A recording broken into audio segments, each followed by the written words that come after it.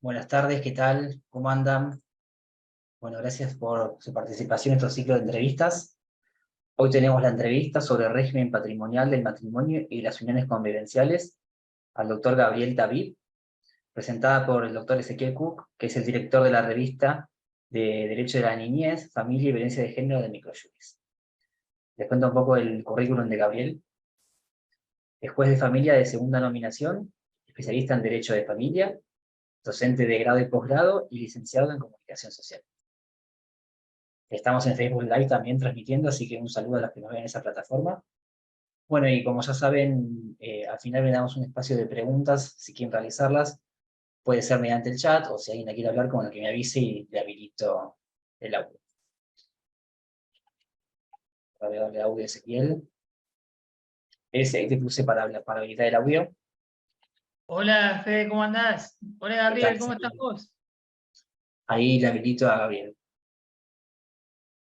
Gabriel, ya podés sacar el... Ahí está. Hola, buenas tardes a todas y a todos. Buenas tardes a ¿Qué la tal? gente de Buenas tardes. Microjuris y a Ezequiel. Muchas gracias por la invitación. Bueno, doctor, la verdad que estamos muy contentos. Les cuento que hace mucho que nos venimos reuniendo en algunos encuentros mensuales o bimensuales, y en este caso, nobleza obliga, tengo que decir que trajimos una de esas figuritas que son de las buenas. Así que estamos muy contentos, quería contarles de su presencia. Le cuento que tenemos un público bien federal, bien federal como nos gusta siempre, más de casi 40 personas en vivo, en Zoom, más la gente que se suma por el Facebook Live. Así que bueno, y hoy vamos a hablar de un tema que es complejo en la práctica, ¿no? Porque se entremezcla el derecho personal con el derecho patrimonial envuelto en lo que son las relaciones de familia. Si le parece, doctor, damos comienzo formalmente a las preguntas y haciéndole saber a los asistentes, como ya saben, que pueden ir haciendo preguntas. La idea es que sea una charla bien práctica y que nos podamos sacar las dudas del quehacer profesional diario. Así es, cuando quieras comenzamos y sí, en cualquier momento van interrumpiendo y preguntando o si hay alguna duda, podemos ir conversando entre todos. Yo desde la praxis, desde un poquito el estudio que tengo realizado sobre estos temas, voy a ir tratando de contestar estas inquietudes. Y qué bueno que Perfecto. esté todo el país acá presente. Ya veo algunas personas conocidas de acá de Córdoba, la veo a la Marta Trimarchi por ahí, veo gente de Córdoba también, y bueno que haya algo que no pasa normalmente o tan habitualmente en las reuniones donde se habla de derecho de las familias. La presencia de varones también, no solamente abogadas mujeres, sino bueno, esto porque normalmente en estos foros, el 90% son de género femenino y un 10% somos de género masculino. Y bueno, cada vez más varones formándose en esta área del derecho. Totalmente es así. Por suerte contamos con varias personas del género masculino y eso obviamente nutre y bueno, y le da un tinte bien plural al conversatorio, que es la idea siempre. Bien. Doctor, si le parece, como para ir calentando motores, una pregunta bien general y un poco relacionada con el título de la charla de hoy, es esto de qué podríamos entender desde su mirada, de su experiencia, por lo que refiere al régimen patrimonial del matrimonio. Bueno, esto es un poco como lo que siempre, esto es casi cuando en las clases de grado empezamos a hablar tema, y aparte me acuerdo cuando rendimos el concurso en el que yo quedé como adjunto de la cátedra, justo salió este tema el tema que salió sorteado, el régimen patrimonial del matrimonio, para dar la clase ante el jurado. Uno empieza siempre diciendo que ese, primero, característica diciendo, este es un régimen económico que debe irrexistiblemente y siempre está presente en todos los sistemas normativos. O sea, no hay ningún sistema normativo en el mundo donde de alguna u otra manera se regule, se determine la forma en que los cónyuges van a desarrollar de ahí en más, desde el día mismo de la celebración del matrimonio, sus relaciones económicas, no solamente entre sí. Esto le importa no solamente a los cónyuges, le importa también a los terceros, porque cuando uno contrata, no es lo mismo contratar con terceros estando casados, estando solteros, por la forma de responsabilidad ante el tercero, por las deudas generadas o no, con lo cual esto no solamente le tiene que interesar el que hace derecho de las familias, sino el que le hace derecho patrimonial en general, derecho civil en general, le tiene que importar mucho, porque la forma de, desde un contrato de alquiler que se celebra, o desde cualquier relación patrimonial del derecho privado, impacta si uno contrata con una persona que está casada o con una persona que no está casada, en un mutuo sentido. Y por supuesto, entre los cónyuges, la playa de consecuencias jurídicas que trae, consecuencias patrimoniales que trae, adquirir bienes, administrar bienes, disponer de bienes, luego de celebrado el matrimonio, es importante, es importante. Así que un poco eso, es ese, llevando al final de la definición, ese conjunto, ese grupo de normas jurídicas que rigen la vida económica de los cónyuges entre sí y de los cónyuges con terceros. Clarísimo, y un poco pensando, digo, ¿no? Esto, cuando las personas se casan, poco piensan en este aspecto, en este tema, y después son los abogados los que, cuando surgen los conflictos, tienen que hacer presentaciones relacionadas con este tema. Y quería preguntarle, a propósito de esta definición que nos ilustró usted, ¿cuáles son, si se quiere, los mayores conflictos que se pueden llegar a presentar a la hora de abordar esta temática en la praxis desde su experiencia? Bueno, los conflictos son varios. Algo que vos dijiste, Ezequiel, hasta ayer me tratabas de vos, ahora me estás tratando de usted, no sé, digamos, desde ayer hasta hoy, o algo. No, es verdad. Es verdad, Así no que, me di cuenta, pero vamos a pasar a tutearte. bueno, los conflictos son múltiples y variados. Yo voy a decir algo que la mayoría de los abogados me va a clavar un cuchillo y me va a decir, va a abandonar la reunión en este momento. Bueno, de eso se trata, doctor, un poco de eso se trata. Yo creo que un abogado, una abogada, es necesario tenerlo antes de casarse, al momento de celebrar matrimonio, y saber todo lo que viene después. Como un consejero. Y a lo que me refiero, porque a lo mejor hoy con el sistema normativo del divorcio causado no sería necesario un abogado al momento de disolver el vínculo, sí para otras cosas de la disolución del vínculo. Pero sería mucho más necesario tenerlo al principio, que es cuando vamos a empezar a compartir una serie de cuestiones y relaciones jurídicas. Por ejemplo, algo que aparece y en los conflictos que aparece cotidianamente. Lo vemos como, sobre todo en los tiempos en donde se casa una pareja, ya empiezan a construir una casita en el terreno de los suegros, de los cuñados. Es un problema muy presente y que lo traen, eso no lo traen al momento de que están juntos, donde todos nos amamos, donde estamos todos muy bien. Ese problema lo traen, lo incorporan al momento que lo reflejan al momento de disolver. La mayoría de las personas no sabe, ahí entre ellos no se va a poder reclamar nada, porque ese es un proceso judicial, eventualmente se tiene que hacer contra los titulares del terreno donde se construye, un principio básico no es del derecho de la familia, es del derecho reales. Yo, si construyo sobre un bien no es mío, aparece justamente el reclamo contra tercero. vemos muchos expedientes, muchísimos expedientes que vienen del juez de familia, que va a hacer el divorcio como consecuencia del momento de liquidar, y dice, acá hemos construido acá, y es de los suegros, de los padres. Pues nosotros no podemos hacer mucho, porque por ese principio claro del derecho real es que cuando yo construyo sobre algo que no es mío, yo quiero reclamarle eventualmente, es ir a la justicia civil, reclamarle sobre, y ver si se puede, a las personas que se beneficiaron de esa mejora del terreno. Eso es un problema, y por eso a lo mejor, si las personas lo saben al momento de celebrar el matrimonio, lo mejor, mientras estamos casados, vemos dónde construimos. Y ese problema que es permanente y siempre, no parecería. Otros problemas que aparecen es, es la falta de poder acreditar ciertos tipos de, no de bienes, sino de haberes que se tienen,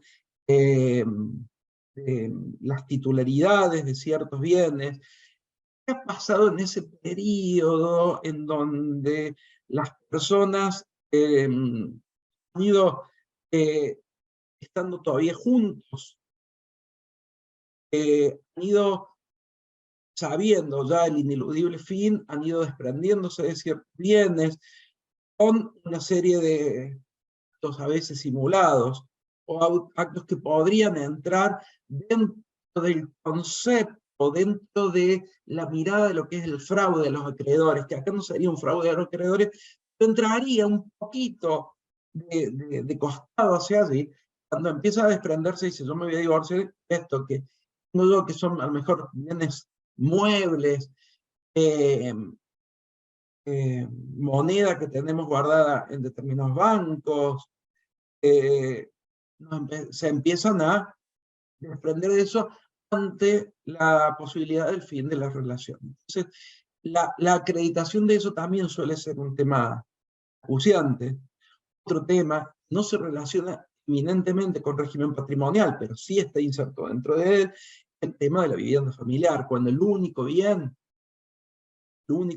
que existe es una sola vivienda familiar, y las distintas situaciones que se pueden plantear allí. Y lo único que queda es, ante la imposibilidad de acuerdos, la subasta de ese bien. Ahí sí entran a tallar otros principios del derecho de la familia que se meten dentro de lo patrimonial, claramente, como es quién tiene el cuidado principal de los hijos, qué pasa los ingresos de uno y de otro, la posibilidad de acceso a la vivienda del otro o de ese mismo.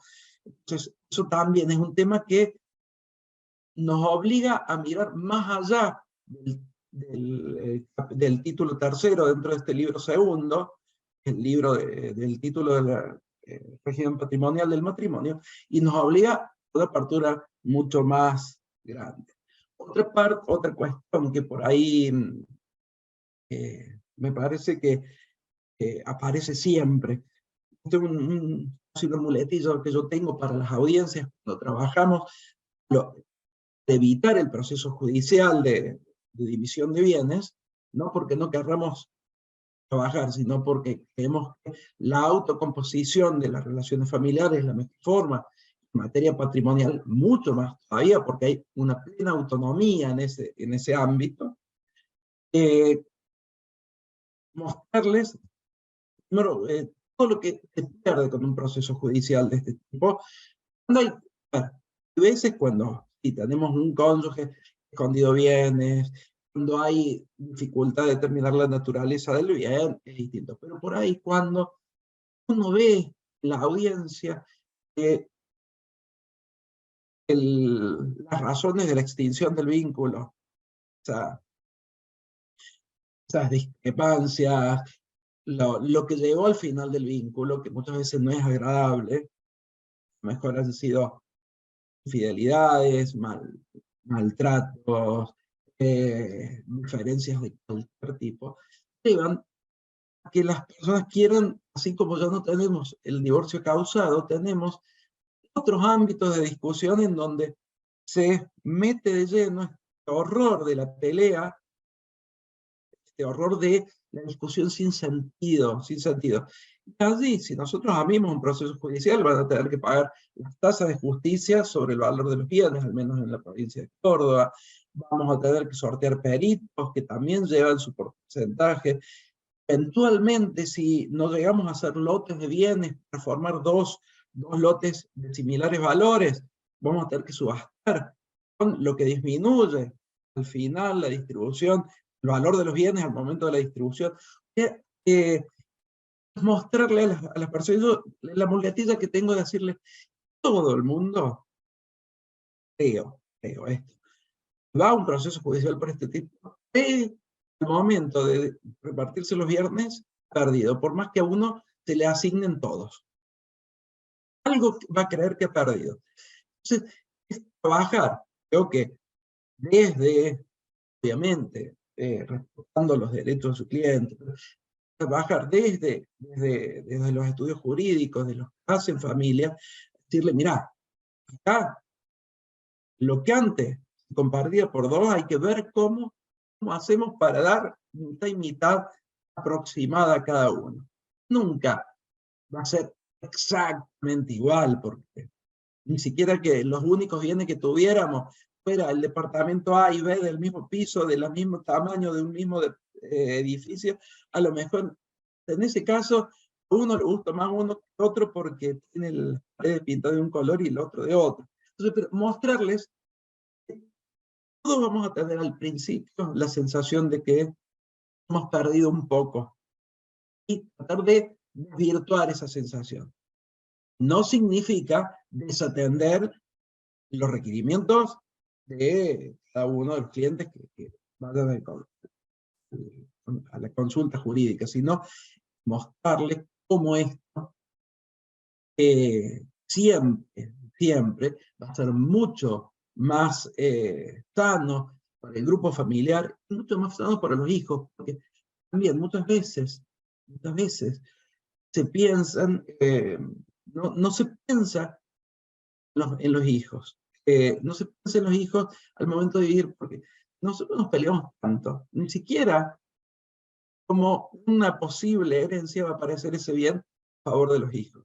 Entonces, hay que ser un poco terapeuta, no sé si psicólogo, no voy a decir psicólogo, porque psicólogo es una palabra que implica una carrera universitaria muy profunda, pero sí un poco de asistencia terapéutica legal, por decirle de una forma, para desvirtuar el conflicto tan profundo.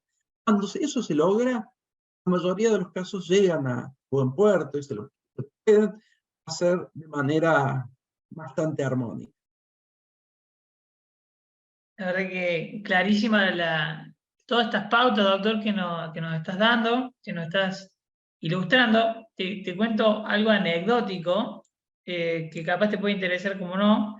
Ya llevamos 86 personas en el Zoom, lo que me da a decirte que ha superado y es la clase con más asistentes después de la de Marisa Herrera, que están a la par. Era 85, 86. Es anecdótico el tema, lo digo, pero para que vea el interés que está despertando en todos nosotros. Gracias. Cuando hacemos algo que es bien práctico, yo creo somos que... queridísimos amigos, así que justamente ayer hemos estado pateando, pero bien, sí. Lo sé, por eso te lo quería decir. Y creo que esto es sencillo. Cuando hablamos desde la faz práctica, al abogado litigante le interesa y mucho. Te mandaba saludos, bueno, mucha gente de todas partes del país, y quería ir un poquito más atrás porque nos preguntaba Víctor si vos podrías aclarar el tema de las donaciones en el matrimonio. Bien. Bueno, no sé dónde está Víctor y dónde es, pero... Si quieres saludar a Víctor, ¿lo puede hacer? No. Bueno, sí está. Siempre es bueno interactuar mirándose las caras. Con respecto a las donaciones, esto fue un debate que venía desde antes, cuando nosotros la casi unanimidad de la doctrina argentina, salvo 2 o 3 grandes doctrinarios, entre ellos un grande como era Belucio, Augusto César, no Belucio que ahora está dando tantas clases, que también es un querido amigo, que es Claudio, sino Augusto César Belucio, que fue miembro de la Corte Suprema y que escribió ese maravilloso manual de Derecho de Familia con el que hemos estudiado todos los más viejos, era uno de los que se oponía a que existiera un régimen, dejara de existir un régimen único de bienes en el matrimonio. La mayoría de la doctrina, hacía muchos años, habíamos bregado la mayoría, y esto éramos casi unanimidad, por un régimen de electivo también. En ese contexto también habíamos pensado la posibilidad de contratos entre cónyuges, más allá del tipo de régimen que hubiese existido entre ellos. Que fuera el régimen de comunidad o el régimen de separación, que son los dos únicos que tenemos ahora. Y en ese contexto pensábamos la posibilidad de todo tipo de contratos entre cónyuges, abrir el campo de autonomía de la voluntad. Esto fue plasmado en el primer borrador no en el primer borrador, en el proyecto de código enviado a las cámaras, fue enviado como una posibilidad. En las cámaras es revisado ese punto, en el Congreso, disculpen, es revisado ese punto, y cuando los cónyuges tienen el régimen de comunidad de ganancias, no es posible contratar. Entre los contratos que no se puede hacer, el de donación. Sí es posible realizarlo cuando se trata de un régimen de separación de bienes. Esto por distintas razones, porque dicen que muchas veces se usan estas figuras para atentar contra terceros, cuando en otras ocasiones, porque un cónyuge un cónyuge más fuerte, que tiene un mayor poder, normalmente por una cuestión de género, puede llegar a intimidar al otro y obligarlo a que le done bienes. Entonces, yo creo que yo personalmente vuelvo a reivindicar la posibilidad de autonomía voluntad que los cónyuges puedan, a través de esta vía, hacer contratos. Y si aparece el tema del género como disruptivo, como una cuestión de violencia dentro del matrimonio que no les permite, allí tenemos otros elementos. Hemos escrito en el Tratado de Género que dirige Marisa Herrera, nos tocó escribir con Nicolás Giraudo Esquivo, de acá de Córdoba, nos tocó escribir justamente el tema de un poco esto, ¿qué pasa cuando la cuestión de género y eventualmente la violencia aparece como condicionante de ciertos acuerdos o contratos realizados? Ahí vemos, nosotros poníamos el acento, que sí, como parecía el tema de la violencia, como una forma de limitación del elemento interno de la voluntad, uno de los tres elementos internos de la voluntad, podría usarse lo mismo y más, especialmente cuando esa violencia se da dentro del grupo familiar y entre cónyuges, una cuestión de violencia, podría eventualmente ser un factor para declarar la nulidad de ese acto jurídico, con lo cual tendríamos otras herramientas para proteger al cónyuge que ha sido vulnerado entre dos. Y en relación a terceros, también, si alguien quiere bromar, por decir un tercero, sacándose bienes, pasándolos a su cónyuge, va a buscar siempre, cuando este es el objetivo, hay muchas formas de hacerlo, no solamente a través de su cónyuge. Entonces, me parece que fue un retroceso no aceptar esta posibilidad en nuestro Código Civil y Comercial. Era un paso más a la autonomía. Creo que, no sé si Víctor, si está por ahí, o si estás por ahí, te respondí la pregunta. Sí, sí, creo que quedó muy, muy clara la respuesta. Y en esa respuesta me surgieron bastantes preguntas para hacer que capaz puedan tener también los asistentes. Y un poco de la mano con lo que pregunta Moisés, ¿no? Y pensar yo un poco en la cuestión de los delitos de estafa que pueden ocurrir ante situaciones de estas, de desprendimiento de bienes entre cónyuges. Y preguntaba justamente, Moisés nos dice, en mi caso trabajo en el área penal y son recurrentes las consultas de este tipo, nos dice él. Sí, puede aparecer muchas veces. Yo no he visto tantas causas, porque en mi juzgado al menos, en el que lo penal aparezca. Porque normalmente esto se resuelve en el ámbito. Si hay terceros involucrados en la transmisión de bienes, puede resolverse dentro del ámbito civil a través por las figuras de la simulación, normalmente podría Sí, aparecer. Pero cuando aparecen otros elementos que implican un delito penal, también aparece interactuando el sistema penal. Dos causas he tenido donde también se trabajó en penal por cuestiones de bienes, los dos casos y eso que lo investigaron fiscales que yo creo que tienen mucha eh, trabajo, o mucho compromiso, no se encontraron, al menos no se encontró la figura penal. No sé en otros lugares si se ha encontrado, si se hay es bueno para estudiarlo y para analizarlo, no podría decir mucho más que eso. perfecto. Y otra cuestión que pensaba, ¿no? Hablamos de cuestiones patrimoniales en el seno familiar. Y qué importante esto, ¿no? De utilizar los lentes de género ante ciertas situaciones donde puede llegar a conducir o a producirse la discriminación en contra de la mujer, ¿no? Hoy un poco lo remarcás vos con este desprendimiento de bienes o esta obligación de donarle ciertos bienes al otro cónyuge. Bueno, la cuestión de la perspectiva de género en estas situaciones también se ve palmaria, ¿no? Sí, hay que ser cuidadosos. Sí o sí tenemos que ver todo el ámbito del derecho y sobre todo el ámbito del derecho de la familia desde la perspectiva de género y desde en determinadas situaciones puede aparecer este elemento que es sí o sí analizable. Pero tampoco podemos pensar que este elemento siempre está presente. No, hay que ver, hay que analizar. Yo veo muchas demandas que la mayoría me dicen, y usted analice con perspectiva de género. Sí, es lo que tenemos que hacer los jueces y las juezas, obviamente.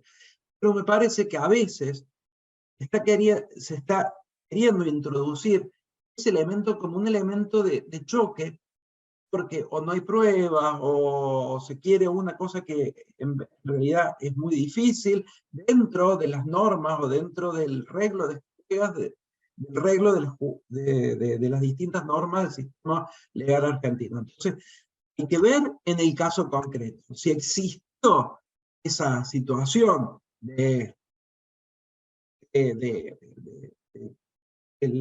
razón de género, uno abusando de su situación o violentando la situación de una forma concreta, específica, si ha quedado así, y entonces hay que ver si mirado en distintas situaciones se hubiera dado de la misma forma. Sí, sí o sí, la perspectiva de género tiene que estar presente en nuestros fallos, en nuestra mirada ante la resolución. Esto no es lo único. En materia de matrimonio, si compraron una sola casa, hay que dividirla. No hay mucho más para analizar, salvo cuando hay una desprotección total de alguno de ellos, y existen hijos, y bueno, veíamos hace un ratito, ingresando el tema de la atribución de la vivienda, a veces, pero hay que ver en cada caso. Sí, como te dije recién, puede ser a veces determinante de la voluntad de la persona. ¿Okay? Y esto lo vemos en primer año, yo doy clase también en parte general, y parte de la bolilla 9, por ahí me parece, damos los elementos de la voluntad. Discernimiento, intención y libertad. Es el de la libertad. Siempre lo ponemos con ejemplos casi infantiles, porque no había tantos ejemplos en materia de derecho privado, donde la libertad estuviera coartada que hubiera llevado a realizar un contrato determinado. Acá aparece con más nitidez. Cuando en un contexto de violencia se hacen una serie de acuerdos o una serie de convenios entre los cónyuges en los cuales la violencia que ejerció en razón de género, pudo hallar para que el otro realizara ese acuerdo. Ahí aparece un ejemplo concreto que antes no lo teníamos que dárselos a nuestros alumnos. Pues yo decía, bueno, lo obligaron con un arma de fuego a celebrar tal contrato de compra-venta. Puro bla bla era el ejemplo.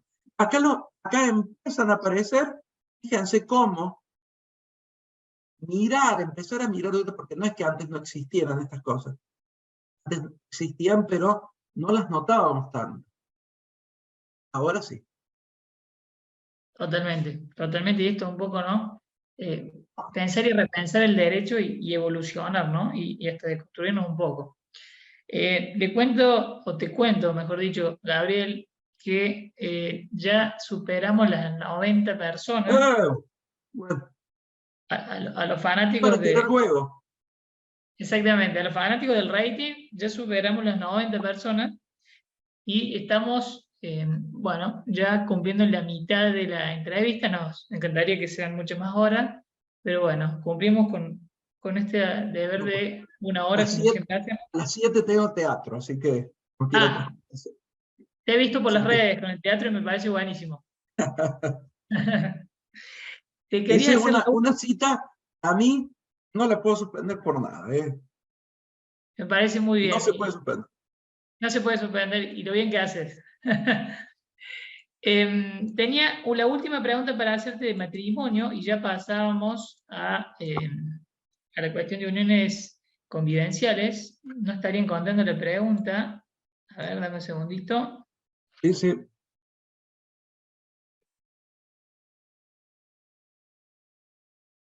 Bueno, de última, el que hizo la pregunta, si quiere hacerla, quiere levantar el chat, el audio, perdón. Si no, la dejamos para el final. Y pasamos a la segunda parte de la entrevista, que es las uniones convivenciales, ¿no? El mismo régimen, pero ya no en el matrimonio clásico de cónyuges, sino un poco pensando en estas diversas formas de familia, de relaciones familiares. Es sabido por todos el aumento considerable de lo que son las uniones convivenciales. Y claramente no es lo mismo el régimen patrimonial en el matrimonio que las uniones convivenciales. Ante ello, bueno, te quería preguntar un poco si querías conceptualizar esta cuestión del régimen patrimonial en las uniones convivenciales y alguna experiencia, seguramente varias, que has tenido en el juzgado de familia que presidís. Bueno, primero, en materia de unión convivencial, bueno, el sistema, más allá de que algunos dicen, o algunas personas que están en contra de incorporar la figura de la unión convivencial, o unión de hecho, como queramos llamarle, una regulación específica dentro del código, que tiene ahora es lo mismo casarse como no casarse, no es así, hay diferencias. Y voy a decir una cosa, que si hoy estuviera viva todavía mi querida maestra Nora Llovera, saldría y ordenaría que cancelaran más la charla, porque incorrecto lo que voy a decir desde lo técnico legal, pero sí tiene en el fondo, tiene algo de verdad. Es que si yo tuviera que decir hoy el sistema, el régimen patrimonial de las uniones convivenciales sería un régimen asimilable al régimen de separación de bienes. El régimen de separación en el matrimonio implica que cada uno conserva los bienes que adquiere durante el matrimonio. Eso es lo que pasa en definitiva en la unión convivencial. En la unión convivencial cada uno adquiere a sí mismo todos los bienes que van sumándose su patrimonio durante la vigencia del uno. Lo que pasa es, a diferencia de lo que pasa que en el matrimonio, parece como un régimen supletorio, un régimen voluntario al de separación de bienes. En la unión convivencial, al no haber formalizado la unión, parece como el régimen primario sería. De todas maneras, no significa una desprotección para los unidos convivencialmente. también aparece, el código es muy hábil en eso, en normas abiertas, aparece en la norma específica la figura del enriquecimiento sin causa, podría usarse cuando se puede verificar en esa unión convivencial que uno se benefició a expensas del otro. Ustedes, si van a la figura de la unión, tenemos que estudiarlo, no ya a la parte, al hacer libros, no al libro de la familia, sino al libro de las relaciones, de las obligaciones. Y ahí aparece con claridad cuál es la figura, que deben darse distintos requisitos para que exista el enriquecimiento sin casa. Uno que se beneficia a expensas del otro, una relación de causalidad en ese enriquecimiento y en el empobrecimiento. Y ya podemos ver si nosotros muchas veces hemos empezado a ver fallos en la justicia en los que se han considerado, sí, a ver, todos los bienes están adquiridos en nombre de el cónyuge o de la cónyuge, o el cónyuge A o el cónyuge B. Y ahí, entonces viene la justicia a decir, bueno, no, a ver, paso durante el matrimonio. Los dos trabajaron, los dos tenían más o menos ingresos similares, los dos generaban riqueza. Entonces podemos empezar a decir, bueno, adquiriste bien, pudo ser adquirido por uno, porque convivía con el otro, porque los dos aportaban a la manutención del hogar, entonces ahí abrimos el campo. Yo no creo, y no estoy de acuerdo con algunos fallos, que todos los bienes que se han adquirido durante la unión convivencial sean dividibles por mitades, porque justamente lo que el codificador no quiso. El codificador quiso que para el régimen de comunidad tenemos el matrimonio de elección, y para el régimen, para las uniones convivenciales, no. Pero sí tenemos que contemplar ciertos aspectos. A lo mejor, no, porque si no estaríamos ya equiparando absolutamente esta unión de hecho, la unión matrimonial en materia de bien. Lo que no significa no dejar de ver algunos de esos aspectos. Otra de las cuestiones que se han planteado, Ezequiel, que el Tribunal Superior de Justicia de Córdoba al menos ya lo ha resuelto, era en cuestión de competencia. En los primeros tiempos nos planteábamos quién era competente para ver estas cuestiones derivadas de las uniones convivenciales y las cuestiones patrimoniales. En un primer fallo en el cual se habían declarado incompetentes para verificar esto, un juez civil, que es un gran profesor de obligaciones, que es el doctor Ossola Federico, y un juez que era de familia, que en ese momento estaba acá en el fuero, y ahora no está, que era Luis Beliski, los dos se habían declarado incompetentes. Luis Beliski le diciendo, nosotros no tenemos competencia para esto, porque así no lo marcaba la vieja ley de procedimientos nuestra, y Ossola diciendo, no, son los familiares porque esta es una cuestión familiar ahora sale claramente del Código Civil. Antes el Código Civil no lo tenía. Y el Tribunal Superior de Justicia, como una cuestión de competencia material, es el órgano encargado de resolver, porque era el superior común, porque no tenemos cámaras en comunes, porque las cámaras están de familia o de civil, acá se va al TCJ, familia, y creo que con claridad, y estoy de acuerdo, porque incorporarse en el Código Civil y Comercial la figura como una forma familiar más, nosotros no podemos decir, a esta forma familiar la regulamos o la resolvemos las cuestiones patrimoniales en los juzgados de familia, y a esta forma matrimonial familiar le resolvemos las cuestiones en la justicia civil. Me parece bien, no solamente desde lo concreto, sino desde lo simbólico. Desde lo simbólico. Es una forma familiar. Y con forma familiar adquiere bienes, en la que los unidos convivencialmente tienen patrimonio, tenemos que verlo dentro del ámbito en donde a la familia matrimonial le resolvemos el mismo tema. Clarísimo, clarísimo, doctor, y estuve al tanto de ese fallo. Bueno, capaz, por una parte puede haber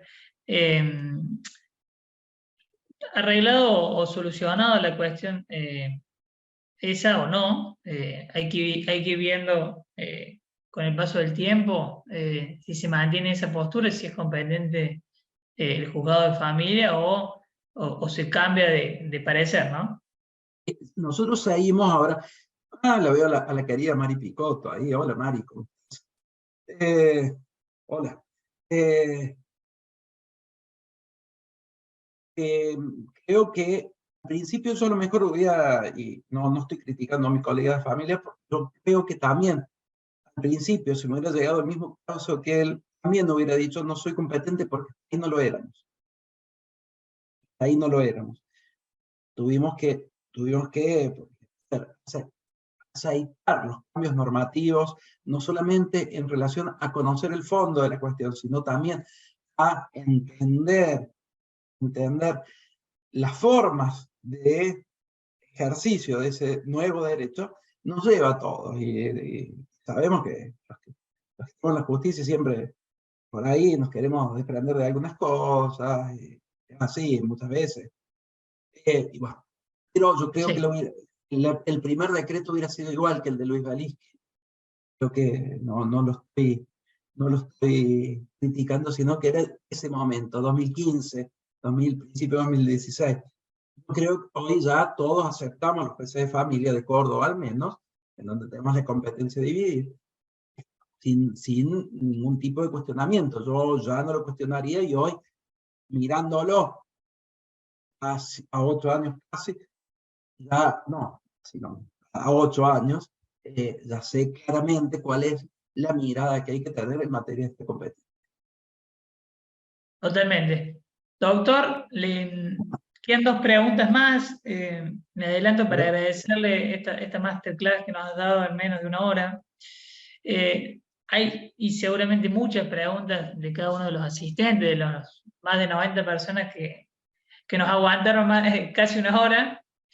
Y quería dejarte dos preguntas más personales, llamémosle, no tan técnicas, que son, ¿cuáles considerás vos que son los aspectos pendientes a mejorar en este régimen, dada tu gran experiencia en la práctica judicial? Y una reflexión final que nos dejes a todos los presentes de esta temática, si te parece. Bien. ¿Qué cambiar? Yo trataría por ahora, más que cambiar, pues hace tan poco que tenemos el código. No es fácil, ¿no? Ah, No es fácil decir qué cambiar. no. Así como en otros aspectos, la tengo mucho más aceitada a la cuestión. Creo que debemos dejar asentar más el cambio todavía. Sí creo que el código debe proveer un ámbito mayor de autonomía de la voluntad en el régimen patrimonial. Yo era de los que pensaba que tiene que haber un régimen Podemos como el de Costa Rica, como varios países de Centroamérica, como algunos países europeos, como en Estados Unidos, en algunos estados de Alemania, la plena autonomía para autorregular el régimen patrimonial del matrimonio. Creo que siempre con normas claras, con un régimen primario como el que hay, que es muy útil, porque el régimen primario ese de protección de los terceros y de los cónyuges es básico, eso sí creo que tiene que, pero me parece que tendríamos que caminar a la plena autonomía para autorregularnos las relaciones familiares. ¿Por qué no poder pensar? Lo que pasa es que también eso hay que planteárselo a lo mejor en una sociedad que también tiene que evolucionar, no solamente como lo hemos hecho en materia de igualdad, cuando el género está presente, nuevamente aparece el género acá, de igualdad en materia de género, mucho más profunda, no solamente en lo normativo que hoy sabemos, sino en una concepción sociológica de la cuestión. Creo que ahí sí tendríamos que avanzar a una plena autonomía. Y decir, por ejemplo, todo lo que compres vos te va a quedar con el 60% y yo con el 40%. Por decir no dividir por mes, sino dividir de acuerdo diferentes formas de división, distintas formas de administración. consensuemos, por ejemplo, que siempre la administración de determinados bienes va a ser conjunta, por más que esté en nombre de uno solo. ¿Está? Fíjense cómo podríamos ir trabajando, y el ejemplo de varios países lo he visto, donde ha sido, creo que bastante bueno. Otra cosa que traigo como anecdótica, sobre todo para los que se oponían a la posibilidad de acción de un régimen de separación de bienes como forma matrimonial. A mí cuando yo estudiaba todos estos temas, en algunas tesis que he visto, la tesis de doctorado de Mariel Molina, que es muy buena, que trabajó mucho estos temas, puede verificar que, así como en Argentina el régimen supletorio, o sea, es decir, que tenemos y no elegimos de separación, el de comunidad de ganancia, en los países que tienen mejor rentabilidad per cápita, mejor nivel de industrialización, mayor nivel de estudios y menos diferencia entre hombres y mujeres, el régimen supletorio es el de separación de bienes. Por ejemplo, en España, las dos regiones que tienen régimen supletorio de separación son Cataluña y el País Vasco. Son las dos regiones más desarrolladas industrialmente, casi culturalmente. En Alemania también, donde está Hamburgo, en la capital, en donde está Berlín, los grandes centros de productos donde esto está, aparece. Entonces me llama la atención a mí. Me llama la atención, me llama la reflexión. ¿Era una cuestión cultural? Ya logra, creo que es cultural, creo que es de varios componentes, pero analizando los países donde, sobre todo, lo he analizado por países que tienen regulaciones regionales diferentes. En España uno sabe que cada región tiene su norma civil propia, más allá del Código Civil General, pero en Alemania también. Es el sistema como de estados diferentes dentro de un gran estado. Allí me llamó siempre la atención de que los que tienen, sobre todo, mayor desarrollo industrial, comercial y educativo, son los que tienen como régimen supletorio el de separación. Y paralelamente tienen menos legítima. Tienen en las regiones donde menos situación legítima hay. Para pensarlo, no sé si es bueno o no, pero para pensarlo y analizarlo, porque es un análisis que tiene que ser económico y sociológico. Sí, sí, totalmente. Y un poco, bueno, has mencionado dos países donde pareciera que la situación puede llegar a estar un poco mejor que en otros, ¿no? Sí, eso. Digo países no me gusta hablar de primer y segundo ni tercer mundo, en materia de algunos desarrollos, están, sobre todo económicos, están mejor que otros. Dice que Argentina es un país en el que en los últimos 20 años ha avanzado normativamente de una forma impresionante. Digamos. El primer país de Latinoamérica tenga matrimonio, que haya habilitado el matrimonio de personas del mismo sexo, que haya un código civil como el que tenemos, bueno, que ha dictado una norma como la 26061, las personas trans no tengan que hacer un camino quirúrgico horroroso para su vida, para autopercibirse como lo que son. Esto, hablando del ámbito donde yo me desarrollo, el ámbito del derecho de las personas y de la familia. Nuestro país tiene estas leyes que pocos países tienen, y que hayamos sido los primeros en esto. A mí me da un orgullo de ser parte de un sistema del mundo jurídico de un país que pudo alcanzar en determinadas áreas este gran avance. Gracias sinceramente, porque como te dije, nos ha dado una súper clase en casi una hora de todo, de lo que es el régimen patrimonial del matrimonio, de las uniones convivenciales. Hemos tocado algunos temas del derecho privado, hemos hablado de género, Así que un resumen importantísimo de temas muy, muy importantes para el derecho a la familia y como yo siempre digo, estos conversatorios nos obligan a pensar y a repensar permanentemente. Creo que de eso se trata un poco. Si, Mira, sí, Ezequiel, acá hay una pregunta de alguien, veo. dale, a ver, vamos con eso nomás. Elina pregunta, buenas tardes, consulto, ¿qué pasa con los bienes no registrables de su visión? ¿Son justas las compensaciones económicas?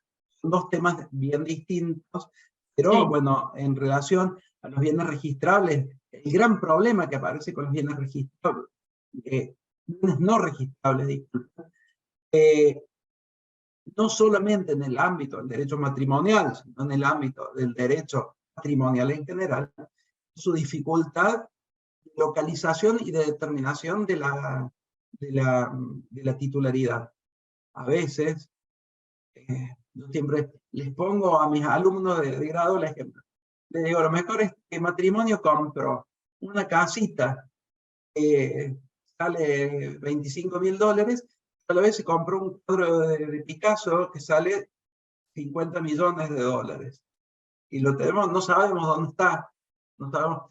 Entonces, se hace muy difícil a veces con determinados bienes muy bienes muy onerosos, muy fáciles de ocultar en relación a dónde está, cuando hay uno que ha realizado un acto fraudulento, y aparte acá aparece de vuelta la idea de ese fraude. Ojo, también tenemos la figura del fraude entre cónyuges, que es muy buena. En el libro que yo dirijo lo escribe Márquez, Jorge Fernando Márquez, y lo escribe muy bien al tema, y Maximiliano Calderón. Y realmente se busca, pero es difícil. Cuando hay uno que puede haber cometido un acto fraudulento en el sentido de ocultamiento del bien, se puede hacer difícil. Eso, nuevamente, cuando nos casamos, tendríamos que tener ahí el abogado, ¿no? Cuando nos divorciamos, que nos diga, y pese que las canciones de amor que hemos escuchado en los últimos 50, 100 años, maravillosas, de tanto, nos hacen creer que el amor va a ser eterno, siempre vamos a estar bien. O las novelas que hemos visto de chicos, ahora ya no hay ni novelas en la tele, porque ahora es todo streaming, lo hemos visto, y siempre el final era feliz. No, es un comienzo de algo que puede andar bien, que puede andar más o menos, que puede andar mal. Entonces, me parece, el abogado y la abogada tendría que aparecer al momento de celebrar matrimonio diciéndonos una serie de precauciones que tendríamos que tener, sobre todo en materia de enriquecimiento de patrimonio. lo bien que vendrían esos abogados preventivos entonces. Sí, no sé. Después pregunta, ¿son justas las compensaciones económicas? Sí, ¿cómo era tu nombre? Acá lo leo, Elina. Elina, sí, por supuesto, que son justas las compensaciones económicas. Una figura que yo la había trabajado cuando estaba en la Universidad de Barcelona trabajando. Ahí tuvimos un equipo de investigación, ellos la tenían desde hace 15 años, cuando yo estuve por allí. Y realmente el impacto que ha tenido esa figura ha sido muy interesante en materia justamente de mirada de género y en la tradicional distribución de roles que había en la figura en determinados grupos familiares. Antes yo necesitaba para que alguien le pasara una cuota alimentaria postdivorcial a su ex cónyuge, lo que necesitaba era un juicio contencioso en el que debía demostrar alguna de las causales y todo lo que eso implicaba. Hoy no, hoy vamos a otro punto, vamos a ver cómo fue el principio, cómo fue el durante y cómo fue el final de ese matrimonio, no en cuanto a las causales del final, sino cómo quedó uno y el otro después del final. Entonces esto permite quitar, sobre todo en países donde pasa en todo el mundo, no es solamente en países como el nuestro, sino en todas partes, que todavía hay distribuciones tradicionales de roles, distribuciones absolutamente tradicionales, en el que uno pudo salir, pudo capacitarse, y El otro, la otra normalmente, se quedó en la casa cuidando a los hijos, cuidando. Y no importa quién tomó esa decisión. No importa cómo fue la decisión de que uno saliera a trabajar, a capacitarse, formarse, a tener una profesión, lo deja al momento de la extinción del vínculo, parado para seguir teniendo ese tipo de vida y ese tipo de ingresos, y el otro que tiene que insertarse a la vida laboral. Entonces, es una figura, me saco el sombrero y digo, capó, bien, bárbaro. No significa que siempre proceda, porque también hay que ver si se dan las condiciones de procedencia. No significa que si una persona con determinadas condiciones personales entra al matrimonio en determinadas circunstancias, es decir, una cosa bestial, una persona que entra con muy pocos recursos educativos, profesionales, económicos al matrimonio y se casa con alguien que está en el otro extremo o de esas, ¿no? Después van a tener que tener la misma calidad exacta de vida después. ¿No? Hay que ver la foto del principio, dice Aida, como el máster. Hay que ver la foto al final y hay que ver esa película que pasó durante el transcurso. A ver ahí si corresponde o no corresponde. Pero ha sido una figura que agradezco que esté. Gracias nuevamente. Te quería leer antes de terminar, porque ya estamos, que nos quedan los últimos segunditos casi. Leonardo Ezequiel Rodríguez, muchas gracias, doctor Imicroyuri, un placer como siempre. Gracias, doctor Tabib Imicroyuri, la doctora Trimarchi, Cintia Nabel Barras, excelente, gracias, excelente clase. Muchas gracias, doctor, excelente exposición, muchas gracias, excelente. Excelente exposición, estimado. Un placer escucharlo. Excelente exposición. Gracias, doctor Tabib. Marcela Vázquez del Barco. Excelente exposición. Gracias, muy claro. Silvia Beatriz Bustos. Bueno, son algunas de los mensajes que nos da la gente. Podríamos, obviamente, seguir abordando esta temática y charlar mucho tiempo más, pero bueno, como ya saben, siempre tratamos de hacer una hora que nos parece lo justo para que la atención no baje y sea una hora a puro aprovechamiento y disfrute. Así que, bueno, agradecerte nuevamente por tu Yo te tiempo. agradezco a vos. Vos sabés que esto es una excepción, ¿no? Yo este año no hago actividad académica más que mis clases de grado. Yo este año había decidido, no había tomé la decisión de no hacer ningún tipo de actividad académica. Acepté tu propuesta porque había visto cómo era, que era distinta, que era una charla más distendida, en la que no preparaba